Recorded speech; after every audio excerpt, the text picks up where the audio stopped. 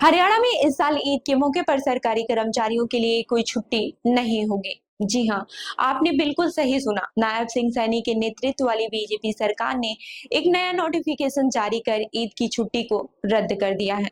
सरकार ने इस फैसले से राज्य में हलचल मचा दी है, क्योंकि यह फैसला अचानक से लिया गया और इसका सीधा असर लाखों सरकारी कर्मचारियों पर पड़ेगा।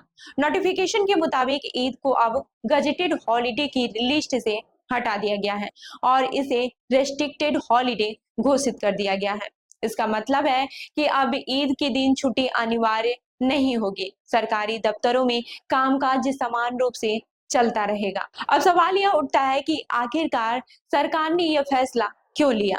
सरकार का कहना है कि इस साल ईद का त्योहार 31 मार्च को सोमवार के दिन पड़ रहा है, यानी इससे पहले शनिवार और रविवार को पहले से ही छुट्टियां मिल रही हैं। इसके बाद से 31 मार्च वित्तीय वर्ष 2024-25 का आखिरी दिन भी है, जिसे फाइनेंशियल ईयर क्लोजिंग डे कहा जाता है।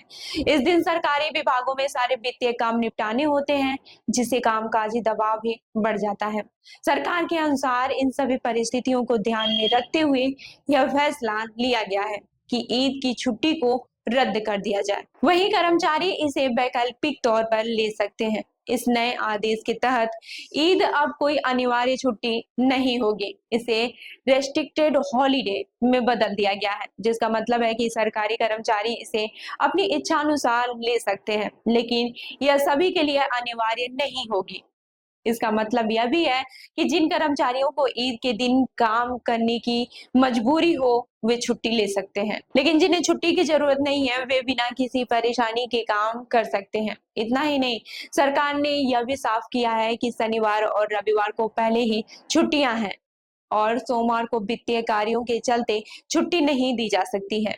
इस वजह से ईद की छुट्टी को रेस्ट्रिक्टेड कर दिया गया है। इस फैसले को लेकर राज्य में भी काफी चर्चा हो रही है। बहुत से लोग इस फैसले से खुश नहीं है, खासकर मुस्लिम समुदाय के लोग। उनका कहना है कि एक महत्वपूर्ण त्योहार को सरकारी छुट्टी से हटा देना उनके धार्मिक अधिकारों का उल्लंघन है। वहीं कुछ लोग यह भी मानते हैं कि इस तरह के फैसले से सरकार को अपने वित्तीय कार्य सही तरीके से पूरा करने में मदद मिलेगी। हालांकि यह एक प्रशासनिक निर्णय है, लेकिन इसका राजनीतिक असर भी हो सकता है। इस फैसले के बाद से राज्य में सरकार के खिलाफ नाराजगी बढ़ने की संभावना है, खासकर चुनाव के लिहाजे से। वहीं कुछ लोगों का मानना है कि यह फैसला फाइनेंशियल कार्यों की अहमियत को ध्यान में रखते हुए लिया गया है और सरकार ने यह फैसला मजबूरी में लिया है। अब देखना यह होगा कि इस फैसले का आगे की राजनीति पर क्या असर होता है। साथ ही कर्मचारियों के बीच इस फैसले को लेकर कितनी खींचातान होती है। वहीं यह मामला इस बार हरियाणा की राजनीति में